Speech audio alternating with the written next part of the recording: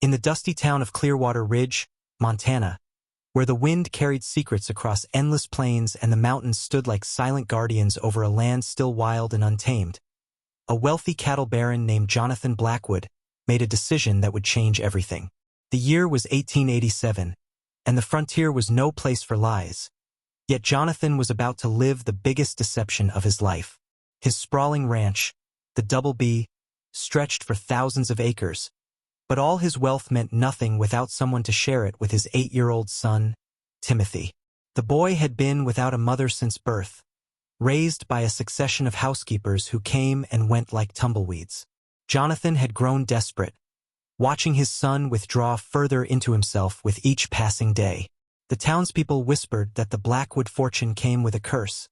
that no woman could ever truly love a man so consumed by his cattle empire. But Jonathan refused to believe that gold was all anyone saw when they looked at him. There had to be someone out there who could love him for who he truly was beneath the expensive suits and polished boots. That's when he heard about the new schoolteacher coming to town,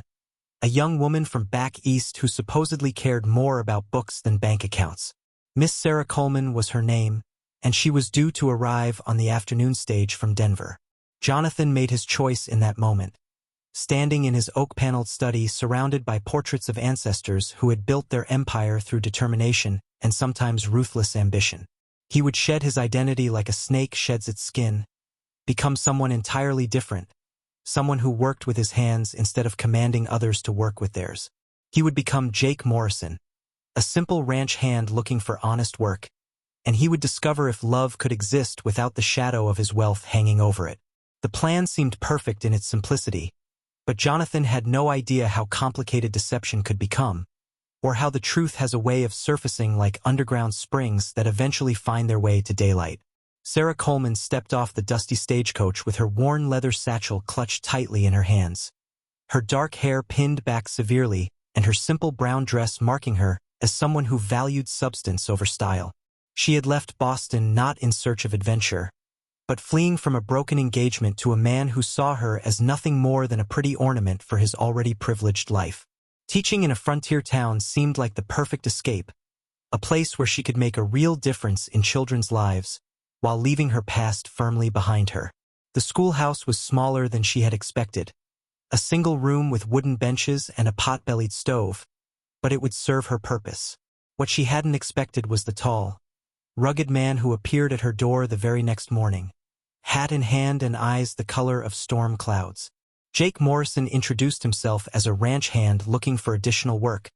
perhaps helping with repairs around the school or chopping wood for the winter months ahead. There was something about him that caught Sarah's attention immediately, not just his obvious strength and capability, but an intelligence in his eyes that seemed unusual for a simple laborer. The way he spoke, his vocabulary, the careful way he constructed his sentences, all suggested an education that didn't match his worn work clothes and calloused hands. Still, Sarah found herself agreeing to hire him for odd jobs, partly because the school genuinely needed the help, but mostly because something about Jake Morrison intrigued her in a way she hadn't felt since arriving in Montana. She had no way of knowing that the man standing in her doorway owned half the county, or that his real motivation had nothing to do with earning a few extra dollars and everything to do with winning her heart through honest labor and authentic connection. As the weeks passed, Jake proved to be incredibly helpful around the schoolhouse, arriving early each morning to start the fire and staying late to repair loose floorboards and patch holes in the roof. Sarah noticed that he had an unusual familiarity with the children who attended her school, especially young Timothy Blackwood, the shy boy whose father owned the massive ranch outside of town. The child seemed to light up whenever Jake was around, and Sarah couldn't help but notice how naturally the supposed ranch hand interacted with the wealthy boy, almost as if they shared some special bond. Timothy was one of her most challenging students, not because he lacked intelligence, but because he seemed to carry a sadness that no 8-year-old should bear. He spoke often of his father, Jonathan Blackwood, with a mixture of admiration and longing, describing a man who worked constantly but seemed unreachable, locked away in his big house with his business concerns and social obligations. Sarah found herself growing fond of the lonely child, often staying after school to help him with his lessons and listening as he talked about his dreams of having a mother who would read him bedtime stories and pack special lunches like the other children had. It was during one of these conversations that Timothy mentioned how much he wished his father was more like Jake Morrison, who always had time to listen and never seemed too busy or too important to answer a simple question. Sarah began to wonder if there might be more to Jake's story than he was telling her, especially when she noticed expensive boots beneath his deliberately worn work clothes, or caught glimpses of an education that seemed far beyond what a ranch hand might possess. Still, she found herself drawn to his kindness, his gentle strength, and the way he treated her as an equal rather than something fragile that needed protection. For the first time since leaving Boston, Sarah felt like she might be finding something she hadn't even known she was looking for. The first crack in Jonathan's carefully constructed facade came during a violent thunderstorm that struck Clearwater Ridge without warning. Sarah had stayed late at the school grading papers when the storm hit with unprecedented fury, turning the usually peaceful afternoon into a nightmare of wind and hail that threatened to tear the small building apart. Jake had been working on the roof earlier that day, and when the storm struck, he immediately rushed to help Sarah secure the windows and move the children's desks away from potential leaks. As they worked together in the dim light, struggling against the howling wind, Sarah noticed something that made her pause. Despite the chaos around them, Jake moved through the schoolhouse with the confidence of someone accustomed to taking. The turning point came on a crisp October morning when Sarah discovered something that shattered her growing trust in Jake Morrison and sent shockwaves through everything she thought she knew about the man she was falling in love with. She had arrived at the school earlier than usual and was surprised to find an expensive leather satchel forgotten beneath one of the desks where Jake had been working the previous evening. Inside, instead of the simple tools and personal effects she expected to find belonging to a ranch hand, Sarah discovered documents that revealed a truth so stunning it left her reeling. Legal papers bearing the name Jonathan Blackwood,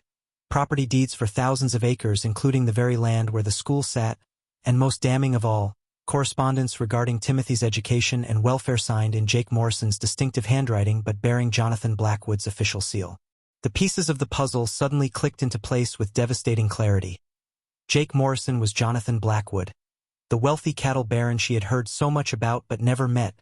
the father of her favorite student, the man who had been living a lie for months while she opened her heart to an illusion. Sarah's hands trembled as she rifled through the papers, finding evidence of financial transactions that painted a picture of a man whose wealth and influence extended far beyond anything she had imagined. There were bank statements showing deposits that exceeded her teaching salary by hundreds of times over, contracts for cattle sales that involved sums of money she could barely comprehend, and most hurtful of all, a letter from a Denver attorney discussing the legal implications of Jonathan's deception should it ever be discovered by the schoolteacher in question. Sarah realized with growing horror that she had been nothing more than an experiment to this man, a test subject in some cruel game designed to determine whether a woman could love him for something other than his money. The betrayal cut deeper than anything her former fiancé in Boston had done, because this time she had believed she was seeing someone's true character, had trusted in the authenticity of their connection, had allowed herself to hope that she had finally found someone who valued her mind and heart over her appearance or social status. Now she understood that Jake Morrison was just another wealthy man's fantasy, a role played by someone with enough money and power to script whatever reality suited his purposes. Confronting Jonathan required every ounce of courage Sarah possessed, but her anger and hurt gave her strength she didn't know she had. She waited until the school day ended and Timothy had gone home before approaching the man she now knew to be living a double life. Jonathan was in the schoolyard chopping wood, playing his part so convincingly that for a moment Sarah almost doubted her own discovery. But the expensive leather satchel in her hands served as undeniable proof of his deception. When she called him by his real name, Jonathan's axe froze mid-swing, and Sarah saw the exact moment when his carefully maintained facade crumbled beneath the weight of exposed truth. The man who turned to face her was no longer Jake Morrison, the humble ranch hand with calloused palms and honest intentions, but Jonathan Blackwood, cattle baron and master of deception, his shoulders straightening with the unconscious authority of someone accustomed to commanding respect and obedience. The transformation was so complete that Sarah wondered how she had ever been fooled, how she had failed to see through what now seemed like such an obvious performance. Jonathan's attempts to explain himself only deepened her anger and disappointment. His claims that he had genuinely fallen in love with her, that the deception had begun as a test but evolved into something real, that everything he had felt and shared with her was authentic despite the lies surrounding it, all sounded like more manipulation to Sarah's wounded heart. She accused him of treating her like a prize to be won through trickery, of viewing her as entertainment for a bored rich man, of using his own son's loneliness as a tool in his elaborate game of pretense. Jonathan tried to make her understand that Timothy's happiness had been his primary motivation, that seeing his son respond to Jake Morrison's presence had convinced him he was on the right path. But Sarah was too hurt to hear anything beyond the fundamental betrayal of trust that colored every interaction they had shared. The man she had been falling in love with had never existed, and the real Jonathan Blackwood was just another wealthy man who believed his money could buy him anything he wanted,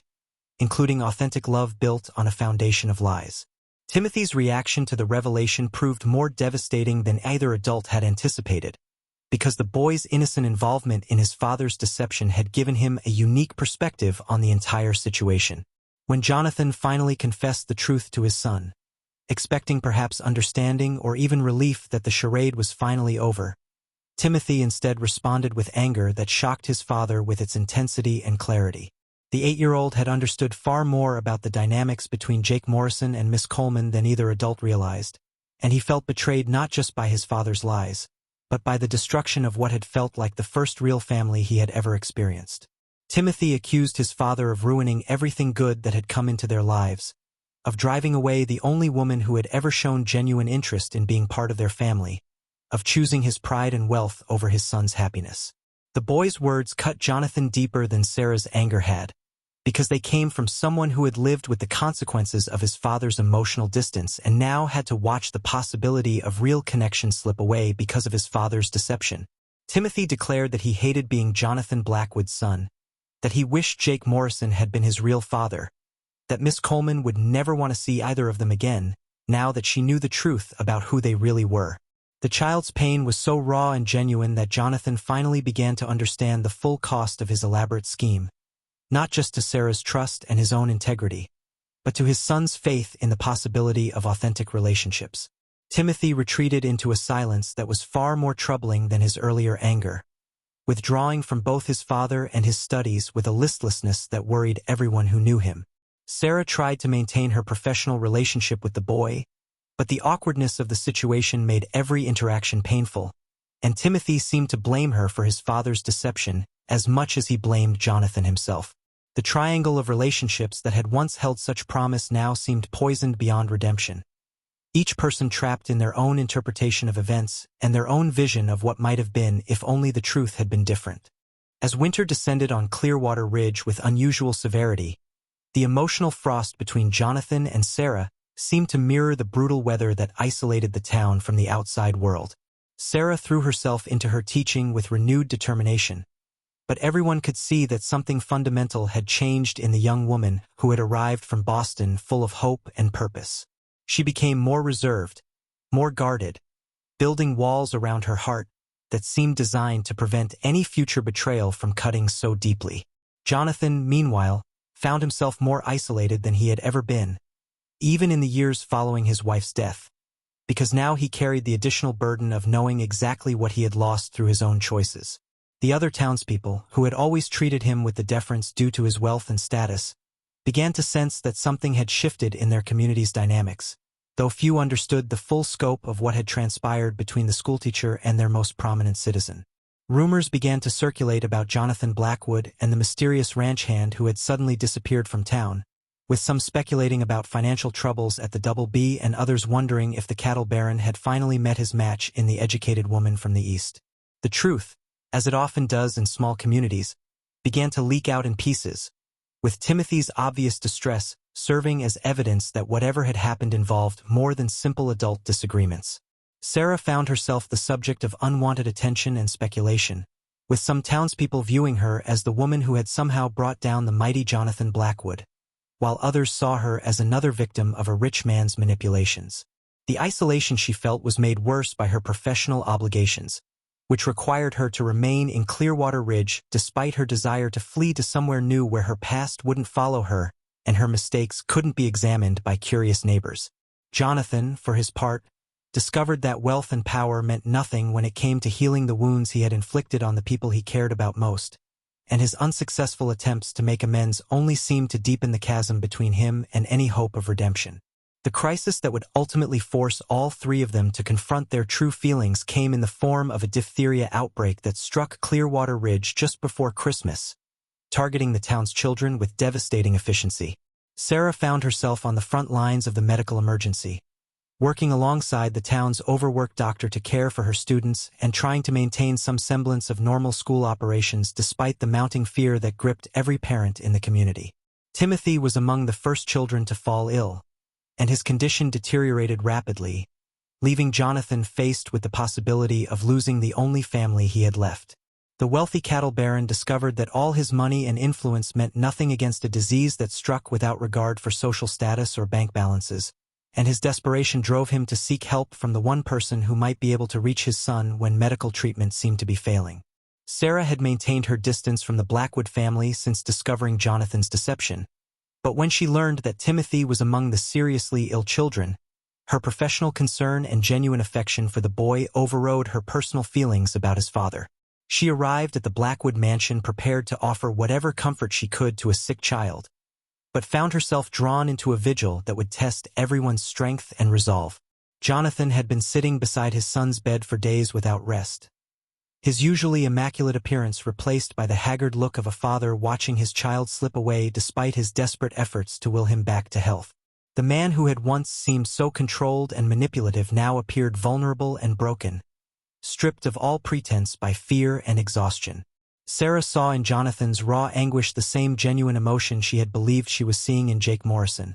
and she began to wonder if her hurt and anger had prevented her from recognizing that some aspects of the man she had known might have been authentic even within the framework of deception. During the long hours of Timothy's illness, as Sarah and Jonathan took turns reading to the semi-conscious boy and monitoring his labored breathing, they found themselves talking in ways they never had before, with the brutal honesty that only crisis can inspire. Jonathan spoke about his wife's death during childbirth, about his fear that he was fundamentally incapable of the kind of emotional connection that Timothy needed,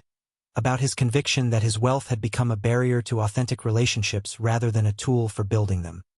He explained that the Jake Morrison deception had begun as a desperate attempt to discover whether anyone could love him for qualities that had nothing to do with his bank account, but had evolved into something far more complex when he realized that pretending to be someone else had allowed him to access parts of his own personality that he had buried beneath years of business concerns and social expectations. Sarah listened to these confessions with a mixture of lingering anger and growing understanding, recognizing in Jonathan's words the same longing for authentic connection that had driven her to leave Boston and seek a new life in the frontier. She admitted that her reaction to his deception had been colored by her previous experience with men who saw her as a possession rather than a partner, and that discovering his lies had triggered fears she thought she had left behind when she fled her former fiancé's controlling behavior. As they shared these revelations in whispered conversations beside Timothy's sickbed, both adults began to understand that their conflict had been about more than simple deception, extending into deeper questions about trust, authenticity, and the courage required to love someone without guarantees or protective barriers. Timothy's condition served as a harsh reminder that life's most precious gifts could be lost without warning, and that the luxury of nursing hurt feelings might cost them opportunities that would never come again. When the boy's fever finally broke after a night of crisis that had both adults praying to whatever powers might be listening, his first conscious words were a weak but determined plea for his father and Miss Coleman to stop being angry with each other because he couldn't bear to lose both the family he had been born into and the family he had hoped they might all become together. The town's recovery from the diphtheria outbreak was slow and painful, marked by the loss of 3 children and the profound grief that settled over the community like a heavy blanket. Sarah found herself changed by the experience of helping families cope with illness and loss, discovering reserves of strength and compassion she hadn't known she possessed, while also confronting her own assumptions about what really mattered in life. The crisis had forced her to work closely with Jonathan not as the deceptive Jake Morrison or even as the wealthy cattle baron, but simply as Timothy's father, a man whose love for his child was so evident that it overshadowed all other considerations. She saw how Jonathan's wealth had actually isolated him during the medical emergency, how his status in the community created expectations and responsibilities that prevented him from simply being a worried parent, how his resources meant nothing when what Timothy needed most was the presence and attention of people who genuinely cared about him. Sarah began to understand that Jonathan's deception, while still hurtful and wrong, had perhaps grown out of a genuine desire to connect with people as himself rather than as a symbol of success and prosperity. This understanding didn't excuse the lies or erase the betrayal she had felt, but it provided a context that made forgiveness at least conceivable. Timothy's recovery was gradual but steady, and as his strength returned, so did his gentle campaign to reunite the two adults who had become so important to his vision of what a family could be. The boy's approach was different now, marked by a maturity that his brush with serious illness had forced upon him, and his appeals to both his father and his teacher carried a weight that neither adult could easily dismiss. Timothy spoke about how Jake Morrison had taught him that a person's worth wasn't measured by their possessions but by their actions, how Miss Coleman had shown him that intelligence and kindness were more valuable than any inheritance, and how the combination of these lessons had given him hope that love might be possible even in a world that often seemed cold and calculating. His innocent wisdom challenged both adults to reconsider their positions and examine whether their pride was worth more than the possibility of building something meaningful together. The resolution began with a series of small gestures that acknowledged past hurts while opening doors to future possibilities, starting with Jonathan's decision to make a public confession that risked everything he had tried to protect through his deception. At the town's Christmas celebration, held despite the recent tragedy and attended by families still mourning their losses, Jonathan Blackwood stood before the entire community and told the truth about Jake Morrison, about his reasons for the deception, and about his genuine feelings for Sarah Coleman. His confession was met with a mixture of shock, disapproval, and understanding, but Jonathan faced the community's reaction with a dignity that impressed even those who questioned his methods. He apologized publicly to Sarah for the betrayal of trust, acknowledging that his deception had been selfish regardless of his motivations, and he accepted full responsibility for the pain his choices had caused. Most importantly, he made it clear that he expected nothing from Sarah in return for his honesty, that his confession was simply an attempt to clear the air and allow everyone involved to move forward with complete knowledge of what had transpired. Sarah was deeply moved by Jonathan's willingness to risk his reputation and social standing for the sake of truth, recognizing in his public vulnerability the same courage she had once believed she saw in Jake Morrison's humble authenticity. Timothy watched his father's speech with obvious pride, seeing perhaps for the first time the man he had always hoped his father could be when stripped of pretense and social expectations. The townspeople's reaction was mixed but generally respectful, with most recognizing that Jonathan's confession took considerable courage and that his feelings for Sarah appeared to be genuine regardless of how poorly he had handled the situation initially. The Christmas celebration continued with a subdued but hopeful tone, as if the community understood that honesty, however painful, was preferable to the alternative of living with unspoken secrets and unresolved conflicts. Sarah left the gathering without speaking directly to Jonathan, but her decision to remain for his entire confession rather than leaving when he began speaking suggested that she was at least willing to listen to what he had to say. The final reconciliation took place not through grand gestures or dramatic declarations, but through the quiet recognition that love, when genuine, can survive even significant breaches of trust if both people are willing to do the hard work of rebuilding on a foundation of complete honesty. Sarah sought out Jonathan several days after his public confession, finding him at Timothy's bedside reading the boy a story with the gentle attention that had first drawn her to Jake Morrison's character. She listened from the doorway as Jonathan brought the story to life with different voices for each character, his face animated with the same warmth she remembered from their early interactions, and she realized that this aspect of the man she had fallen in love with had never been a pretense. When Timothy noticed her presence and invited her to join them, the three of them spent the evening in conversation that felt both familiar and entirely new, as if they were meeting each other for the first time with all their cards on the table. Jonathan made no attempts to defend his past actions or minimize Sarah's right to her anger, but he spoke honestly about his hopes for the future and his commitment to earning back the trust he had squandered. Sarah found herself able to articulate not just her hurt over his deception, but her fears about entering into a relationship where wealth and status might eventually overshadow the genuine connection she craved. Timothy contributed his own perspective on the situation,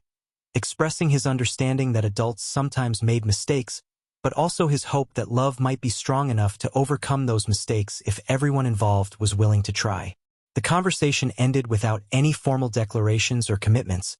but all three participants left feeling that something important had shifted in their relationships with each other. Sarah returned to her teaching with a lightness she hadn't felt since discovering Jonathan's true identity,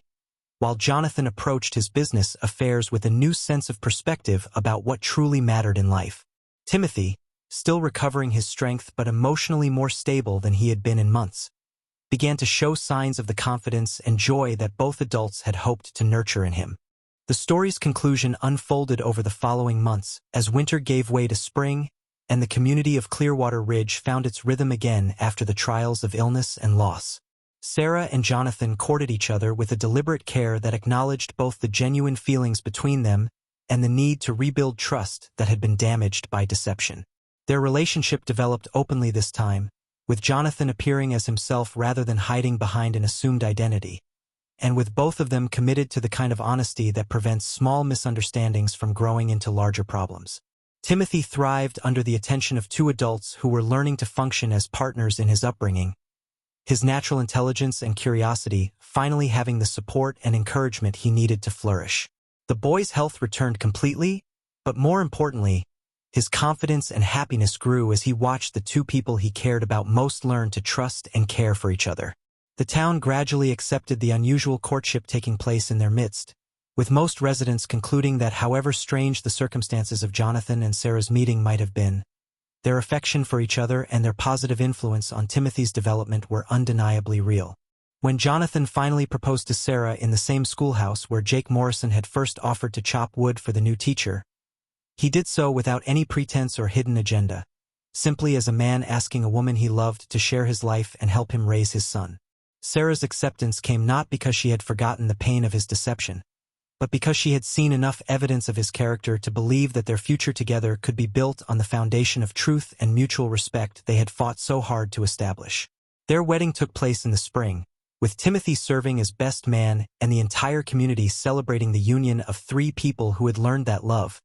when genuine and honest, can overcome even the most challenging obstacles. The story ended with the promise of new beginnings for all three members of their unconventional family, proof that sometimes the most circuitous path to happiness can lead to the strongest and most enduring connections.